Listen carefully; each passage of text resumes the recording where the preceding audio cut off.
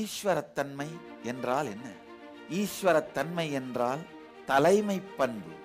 ஈஸ்வரன் என்கின்ற சம்ஸ்கிருத சொல்லுக்கு தலைவன், உரியவன் என்று பொருள். முதலில் நம் வாழ்க்கைக்கு நாம் உரியவர்களாக மாற வேண்டும், தலைவர்களாக மாற வேண்டும். தன்னுடைய உடலிற்கும் தன்னுடைய மனதிற்கும் தன்னுடைய வாழ்க்கைக்கும் தலைவனாக மாறாதவன் எத்துணை நபர்களுக்கும் எத்துணை சொத்துக்களுக்கும் எத்துணை நாட்டிற்கும் தலைவனாக மாறினாலும் கூட அவர்களை விட்டு துக்கம் ஒழியாது, துக்கம் அழியாது, துக்கம் கரையாது.